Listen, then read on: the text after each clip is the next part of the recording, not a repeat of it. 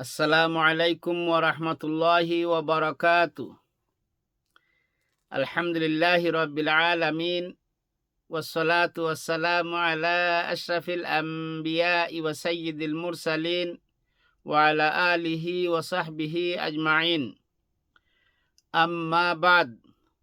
আন আব্দুল্লাহ আনিন নবী সাল্লাল্লাহু আলাইহি ওয়াসাল্লাম ক্বালা লা ইয়াদখুলুল জান্নাতা মান কানা কলবিহি মিসকালু যাররাতিন মিন কিবির। রাওয়াহুল মুসলিম। রাসূল আকরাম সাল্লাল্লাহু আলাইহি ওয়াসাল্লাম একটি হাদিসের মধ্যে বর্ণনা করেন যে যেই ব্যক্তির অন্তরের মধ্যে অণু পরিমাণ যাররা পরিমাণ অহংকার আছে, সেই ব্যক্তি জান্নাতে প্রবেশ করতে পারবে না। আমাদের সমাজে অনেক অহংকারী লোক আছে। কেউ ক্ষমতার অহংকার করেন, কেউ টাকার অহংকার করেন, কেউ শক্তির অহংকার করেন, কেউ সৌন্দর্যের অহংকার করেন, কেউ চাকরির অহংকার করেন। বিভিন্ন জন বিভিন্ন প্রকারের অহংকারের মধ্যে লিপ্ত।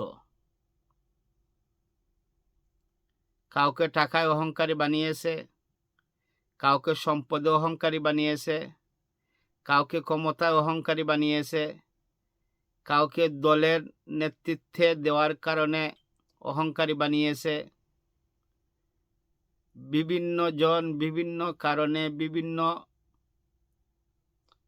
বিষয়ে অহংকারের চূড়ান্ত সীমায় পৌঁছে গেছেন। কিন্তু রাসূলুল্লাহ সাল্লাল্লাহু আলাইহি সাল্লাম বলেছেন,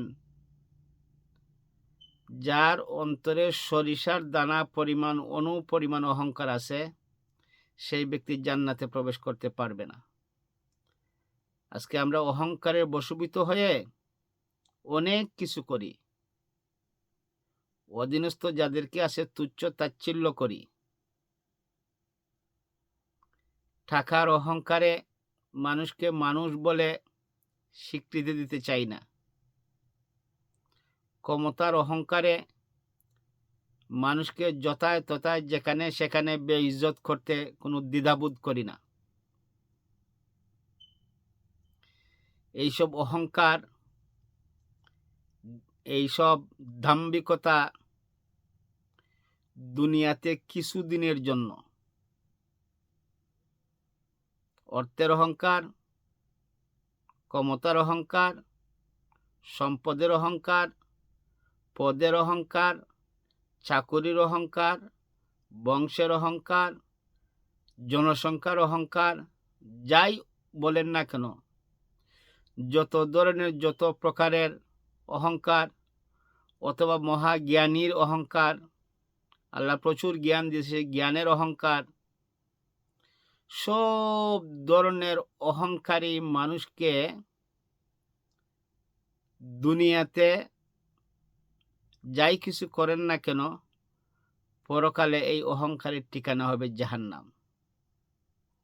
আমরা যেই পরিমাণ অহংকারে লিপ্ত, যেই পরিমাণ অহংকার করি, যেই পরিমাণ অহংকার আমরা প্রকাশ করি কথাবার্তায়, মানুষকে মানুষ বলে স্বীকার করি না, মানুষকে ধমকাইয়া কথা বলি, এমন চলে বলে কৌশলে কথা বলি যে অন্যজন বুঝে উনি না জানি কত বড় নেতা, কত বড় লিডার, কত টাকার মালিক, কত সম্পদের মালিক। ডর ভয় মানুষের অন্তরের মধ্যে পয়দা হয়ে যায়। আপনার ক্ষমতার ডরে, টাকার ডরে, সম্পদের ডরে, আপনার কথাবার্তার ভয়ে আপনার কাছে মানুষ আসতে ভয় পায়। এই যে দুনিয়ার সামান্য সম্পদ বা অর্থ সম্পদ পেয়ে যে অহংকারী হয়ে উঠেছেন, সেটা অবশ্যই আপনার আমার জন্য কল্যাণকর নয়। এটা বিরাট অকল্যাণ। কাল কিয়ামতের দিন জাহান্নামে যাওয়া অসম্ভব হয়ে দাঁড়াইবে। তাই রাসূলুল্লাহ সাল্লাল্লাহু আলাইহি ওয়াসাল্লাম মুসলিম শরীফে এই হাদিসের মধ্যে বলেন, যার অন্তরে সরিষার দানা পরিমাণ অনুপরিমাণ, একদম কম সে কম, যত কম হতে পারে তার চেয়ে আরো কম অহংকার থাকবে, কিবির থাকবে, সেই ব্যক্তি কখনো জান্নাতে প্রবেশ করতে পারবে না। প্রিয় ভাই এবং বোনেরা, আসুন, যত সম্পত্তি হোক, যত টাকাই হোক, যত বড় চাকরি করেন না কেন, যত ক্ষমতাধর শক্তিশালী বংশের, ফ্যামিলির বা পরিবারের লোকই আপনি হন না কেন, যত বড় ব্যবসা এবং বিজনেসের মালিক হন না কেন, আপনার অধীনস্থ হাজার হাজার মানুষ, কর্মচারী কাজ করুক না কেন, মনটাকে ছোট করেন, ওদেরকে মহব্বত করেন, মানুষকে মানুষ বলে স্বীকৃতি দেন। অহংকারের বশীভূত হয়ে মানুষকে তুচ্ছ তাচ্ছিল্য করে চলে বলে কৌশলে, চলায় ফিরায় হাঁটায় এটা বুঝাইয়েন না যে আপনি বহুত বড় একজন। ইন্না বাতশা রব্বিকা লাশাদীদ, আল্লাহর ধরা বড় শক্ত ধরা। আল্লাহ একদিন ধরবেনই, ছাড়বেন না। আল্লাহ ছাড় দেন, ছেড়ে দেন না। ফামাহিলিল কাফিরিনা আমহিলহুম রুওয়াইদা, আল্লাহ ছাড় দেন, ছেড়ে দেন না। একদিন না একদিন আল্লাহ ধরবেনই। দুনিয়াতে না ধরলেই পরকালে ধরবেন। এই জন্য আল্লাহ রাব্বুল আলামিন এই হাদিসের মধ্যে অহংকারের জন্য এই হাদিসটা বর্ণনা করেছেন।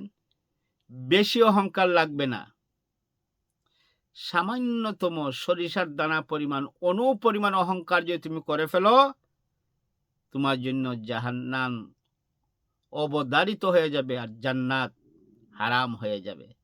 আসুন, আল্লাহ রাব্বুল আলামিন যেন আপনাকে, আমাকে, সবাইকে সব ধরনের অহংকার থেকে মুক্ত থাকার তৌফিক দান করেন। ওমা তৌফিকি ইল্লা বিল্লাহ। আসসালামু আলাইকুম ওয়া রাহমাতুল্লাহি ওয়া বারাকাতুহু। আল্লাহু আ'লামু বিস-সাওয়াব।